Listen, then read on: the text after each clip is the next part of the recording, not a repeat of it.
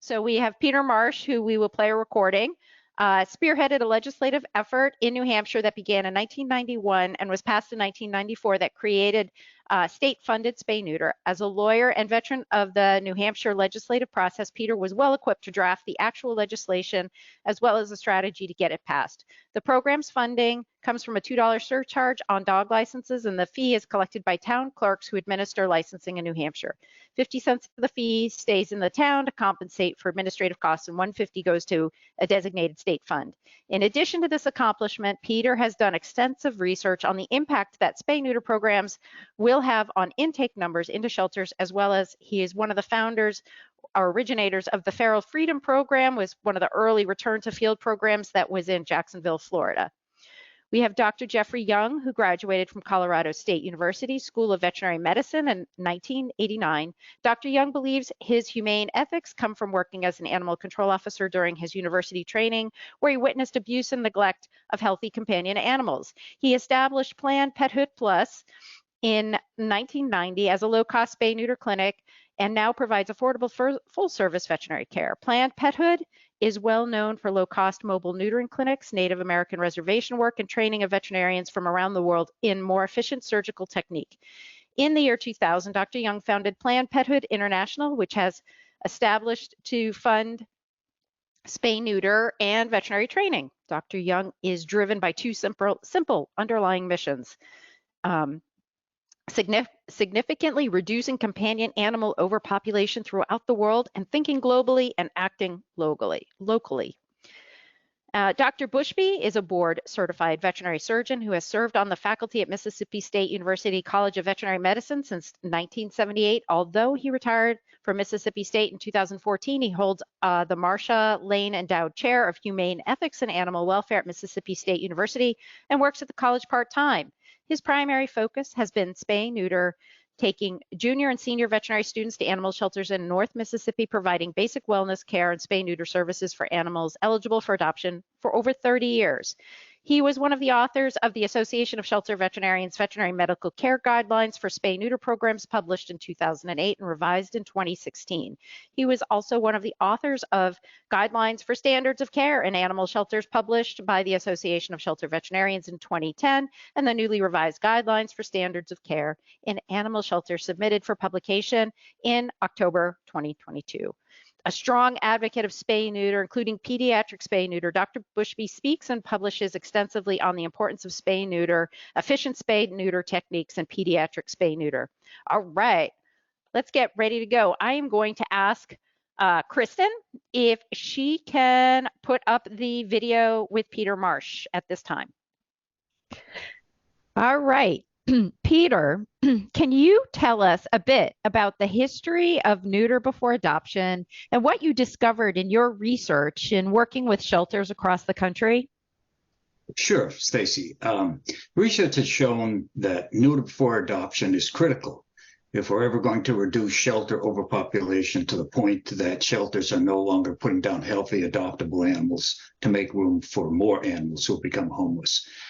And I think the best data about that, about the effectiveness of both neutering before adoption and what some people call adoption before neutering, which is placing animals with a neutering deposit, come from California.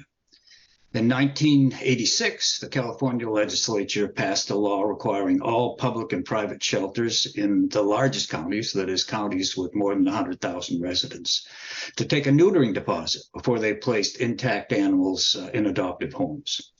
And then 12 years later, 1998, after they found that the number of animals entering shelters and the number of animals who were put down there continued to grow, they changed the neutering deposit law to what we call a pre-release sterilization law, requiring shelters not to take a neutering deposit when they place intact animals, but to actually sterilize the intact animals when they place them or before they place them.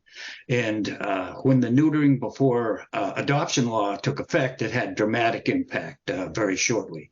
In the 5 years before the neutering before adoption law took effect, the shelter intakes at the largest shelters grew by more than 8%. But it turned right around once the neutering for adoption law was effective.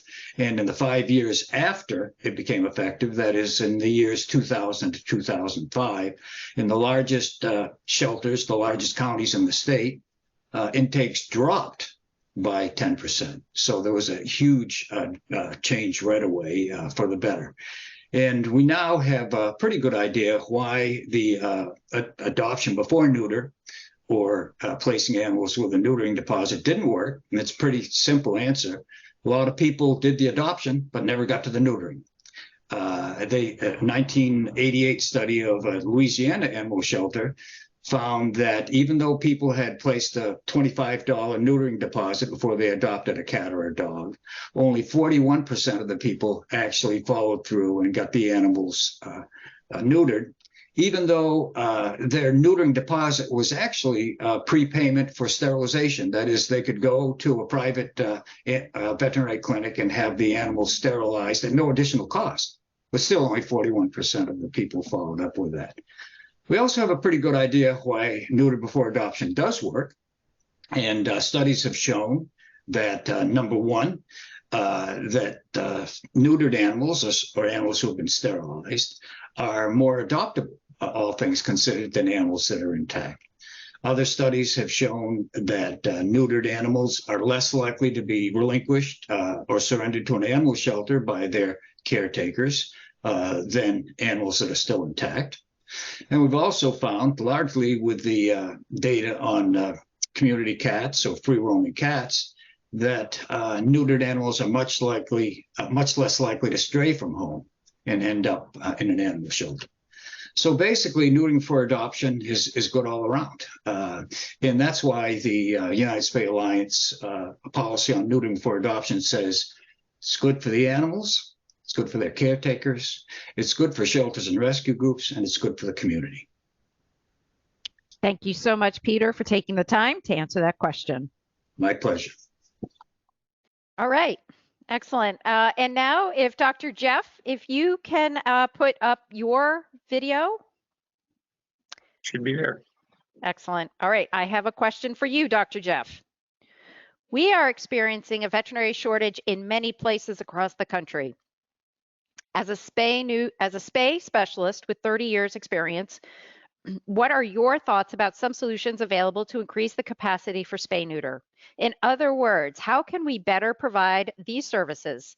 Some examples: encourage retired vets to help, use relief vets, train more vets in the newer, more efficient spay techniques, set up blitz clinics where needed, or you have other ideas?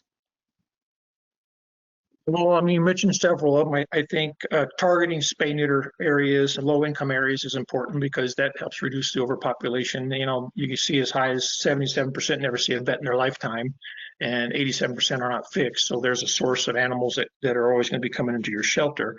I think you could have, it's going to be difficult with the AVMA, but you could have spay technicians. You know, we bring in veterinarians from all over the world, Mexico in particular, to work on pig farms and chicken farms and turkey farms. And they're veterinarians, they take care of them, but because they're considered commercial and private, they can do pretty much anything they want and they don't have to get licensed. You know, so why can't we do the same thing with spay neuter vets, you know, where a shelter brings a vet in just for spay neuter, nothing else, and compensates them for that. And there's, I mean, I know for a fact some of the best spay neuter people in the world are down in Mexico, and they'd love to come up here and do you know, 50 or 100 animals a day. So those kind of things are available to us. You know, I don't know, it comes back to legal issues, you know, but technically it's like on a farm. In Colorado, you can do surgery on your own animal legally, even a cat or a dog, because it's your personal property. Now, you don't have the anesthesia and all that, but, you know, if you're in a shelter situation, why couldn't that kind of same law apply, you know? Because technically those animals are not owned by anyone at any given point. You know, they're owned by the shelter. So I think getting, you know, older vets to come out of retirement is not a bad idea. I think they're limited in how, you know, how fast they are. And I think being able to train, and that's what I've always tried to do, is train young vets to become more efficient and more confident, you know, because you don't get a lot of surgical experience coming out of school, you know. And in the end, I think prior to COVID, there was just there's still a shortage. Don't get me wrong, but I just feel like the kids I dealt with prior to COVID versus after COVID have a little bit different attitude about things, and they're not necessarily interested in going corporate. And 70% of veterinary practices are corporate now, and you're not always going to be able to do a lot of things that you want to do. So a lot more of them are looking into going to nonprofits and things like that. So there seems to be an uptick in people interested in our nonprofit all of a sudden, which we didn't have, for the last 2 or 3 years. So I think there is hope on the horizon. It's a societal change as much as anything. Dr. Bushby, can you turn your camera on? And I will ask you your question. All right. You have been a leader in the Feline Fix by 5 campaign, which is housed at the United Spay Alliance. Does Feline Fix by 5 do anything to reduce the numbers of surgeries needed in a community? Or is this just all a numbers game of too many cats to start with? What would you do? Well, Stacy, there's 2 questions there, and I'm going to answer the second question first, because that's easier. Yes, it is a numbers game. Shelters are overrun with cats. This is especially true in the spring and early summer as days are warmer and the days get longer. Those of us that have worked in shelters forever talk about kitten season, because now all the shelters are flooded with new litters of kittens. It is true that female cats can get pregnant before 5 months of age.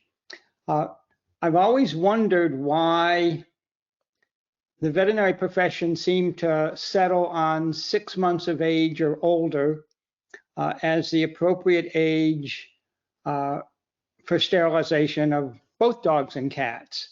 I've literally searched the literature continually, trying to find that one definitive study that proved that waiting until cats were sexually mature was appropriate and necessary prior to spay neuter.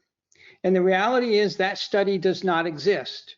There is no study out there that was used by the veterinary profession to decide 6 months of age or older. So there's no scientific basis for delaying spay neuter to after cats are sexually mature. We have all sorts of opinions and myths, age-old theories claiming that it's too risky to spay or neuter to sterilize cats prior to 6 months of age.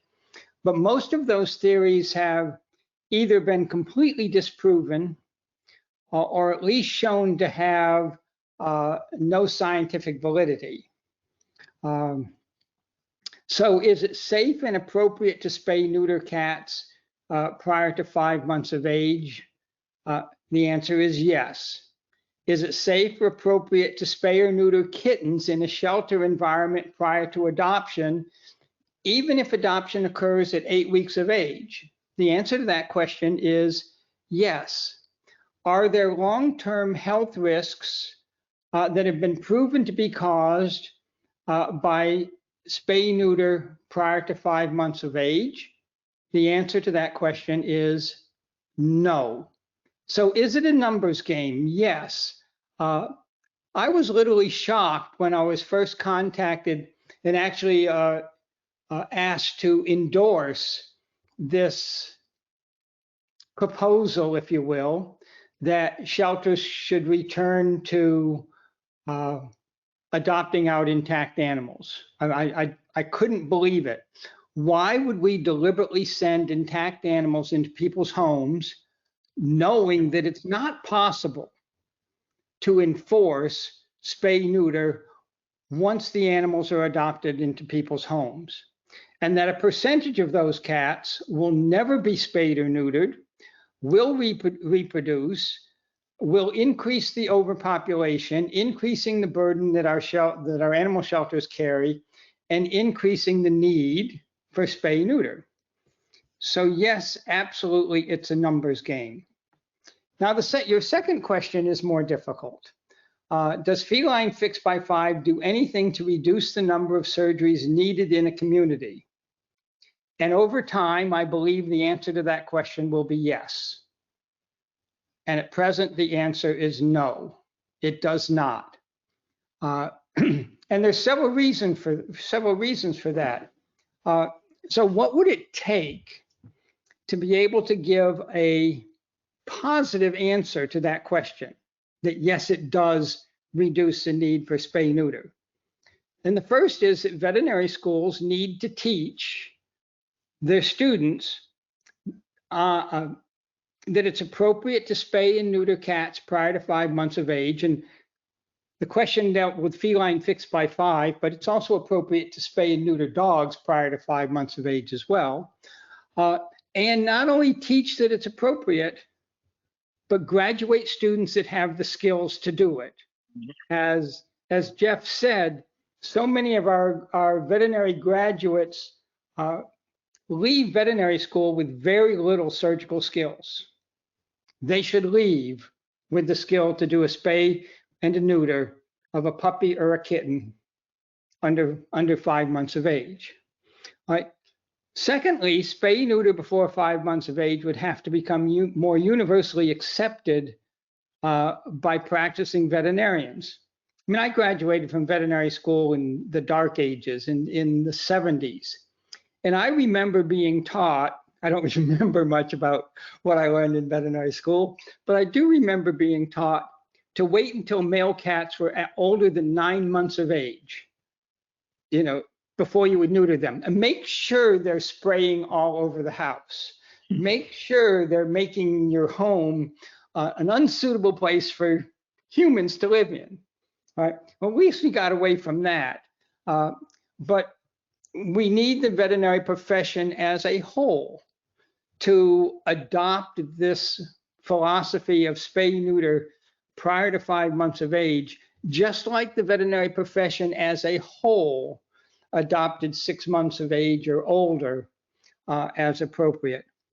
And then the third thing that would be required to be able to answer that question, yes, is shelters will have to consistently spay and neuter animals prior to adoption.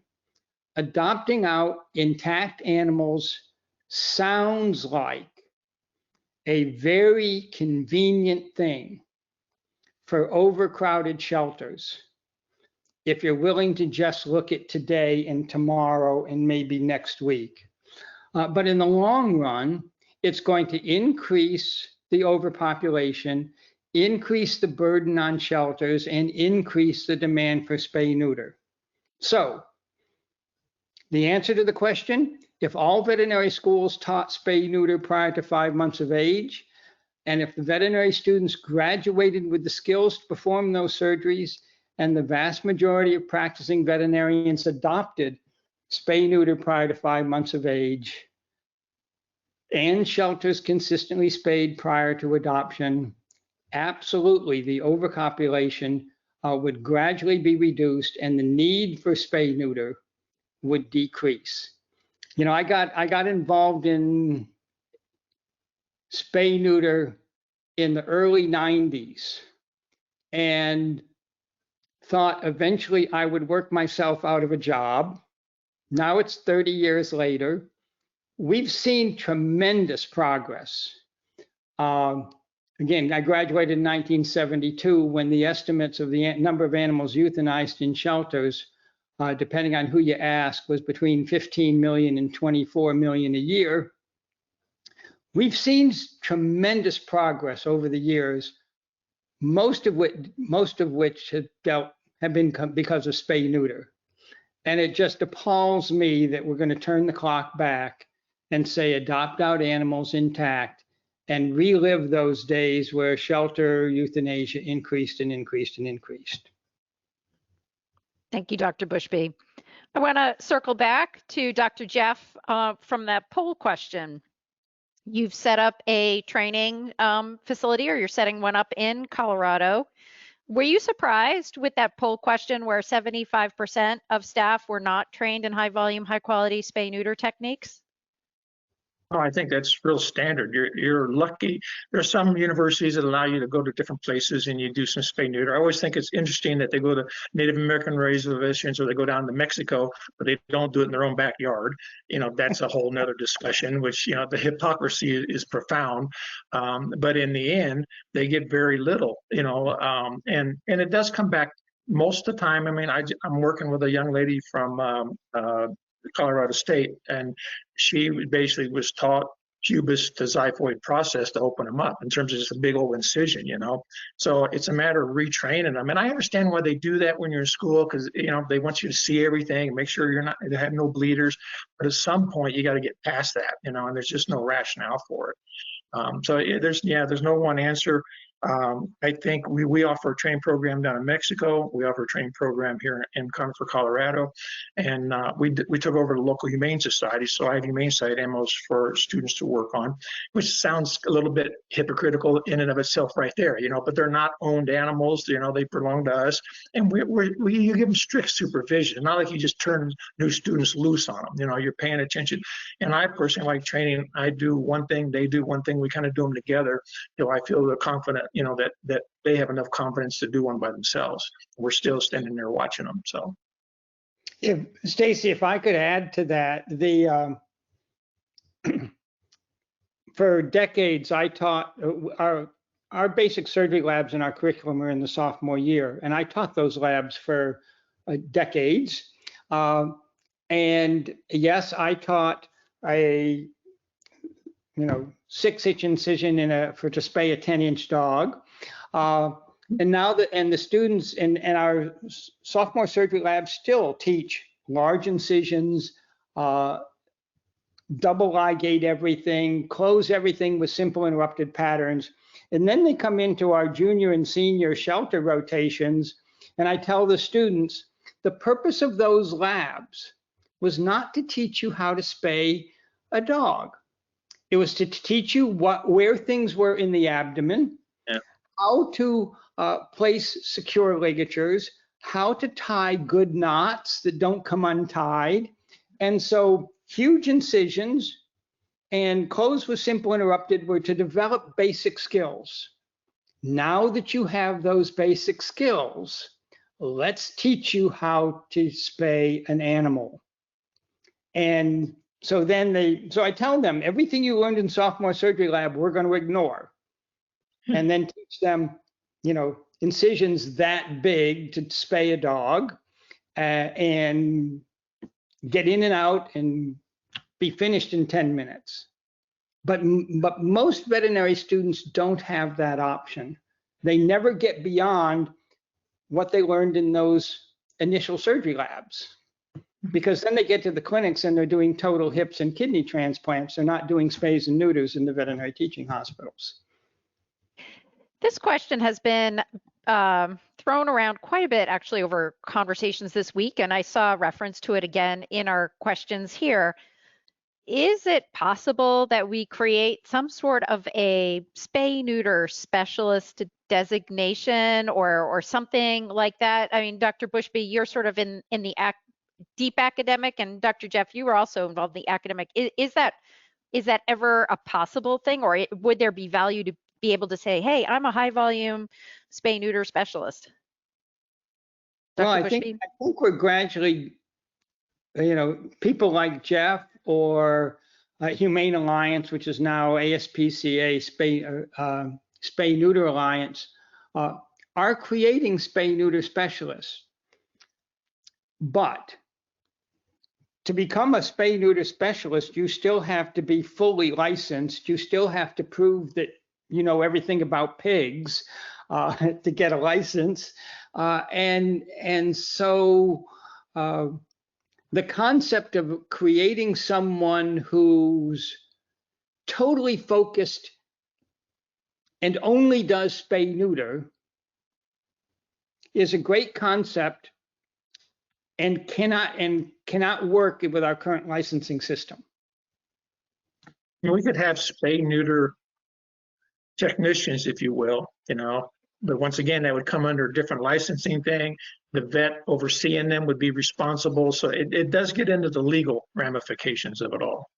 And AVMA has been pretty solid in we're not going to expand the role of technicians to take those things which are exclusive to licensed veterinarians. They're really trying to protect that license. And I understand that in part, but it ignores the problem that we're trying to deal with. I just really believe there should be exceptions for humane societies, nonprofits. They should be able to bring some people in if they're properly trained and, they have some kind of rules and regulations to go by. You're not hurting anything in the end. You're helping the process. Right.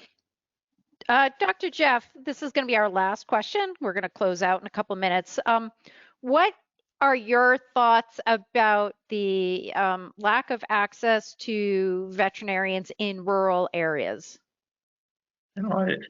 It's a major thing. And I think more and more people are doing mobile clinics. We have quite a few things going on in Colorado, but every state's different. And some of the southern states are way behind. Dr. Bushby, I know, had a mobile unit. I believe they went out all over the state. If we're short-handed as it is, you're not going to invest in a big mobile unit to go out and do things in rural areas or poor areas. And I personally think, the big humane societies have lots of money, and that money needs to trickle down. It really needs to go to people who want to do those kind of things. I think the will is there, but the finances aren't there. I mean, the pet industry is a $60 billion a year industry, and it goes up by 2 or 3 billion every year. So it's not like there's a lack of funding that should be available, but it doesn't seem to trickle down to those rural environments. And it's a real problem without a doubt. A lot of people are doing the feral cats. And for me, fixed by 5 means 5 weeks above. So, when you're talking about kittens, 5 weeks is whatever, so they're always done before they're adopted at 8 weeks. But I don't know how you overcome that, because it's a financial thing as much as anything. It's a financial thing for the veterinarian or for the nonprofits that are looking into it. Yeah, if I can add to that, really is a financial thing, because we're graduating students with $200,000 worth of educational debt, and they're not going to go to rural America because they can't earn enough money to service their debt and have a decent living. So they go where the money is, which isn't where the need is when you're dealing with pet overpopulation and spay neuter. So true. I'm actually attending the veterinary financial conference or something this weekend to try and learn about trying to teach veterinarians how to balance their own individual financial worries with their professional plans and supporting it that way. So just trying to understand the kind of support that our younger graduates need as they're entering into a veterinary career. So it'll be interesting to see what happens there this weekend. Any final thoughts, Dr. Jeff, before we close out? I think spay neuter is the bedrock of all humane, or it should be the bedrock of all humane organizations. You're in the business to reduce overpopulation, to reduce the amount of suffering, or reduce the amount of cruelty and neglect. And if we're adopting out animals that are allowed to have litters, and we know that happens, we're kind of shooting ourselves in the foot. It makes no sense to me. Dr. Bushby, last thoughts? Jeff said it perfectly. Excellent. Excellent. Well, I want to thank you both for joining us today as a panelist. I want to thank everybody in the audience for joining us at the United Spay Alliance, listening to us over the last 30 minutes, just trying to hear and understand what our thoughts are. Very excited to see that so many folks in the audience are continuing to do spay neuter before adoption. So that is great news. We just wanted to reaffirm and re-stress how important this is. And really, if you do stray away from this protocol, there's a lot of damage that can happen within the overpopulation of the community, and it can happen very quickly. So be very diligent and careful about the decisions that you make within your organization. UnitedSpayAlliance.org is our website, felinefixedby5.org or fixedby5.org. You can find out information there if you're part of a clinic and you've not signed up to support or be listed as a Feline Fixed by 5 vet. Please do so. We're trying to grow that list and to really motivate folks to do that, because I keep hearing now too, it used to be 12 weeks a vet would spay neuter. Now it's 16 weeks. So there's this push out happening also in that spay neuter realm on the pediatric spay neuter side of things. So we got to stay the course. Again, thank you everybody from the United Spay Alliance. Thank you for listening. If you have any questions, you can always reach out to me at stacy@unitedspayalliance.org. Again, Dr. Jeff, Dr. Bushby, Peter Marsh virtually, thank you both. You. You.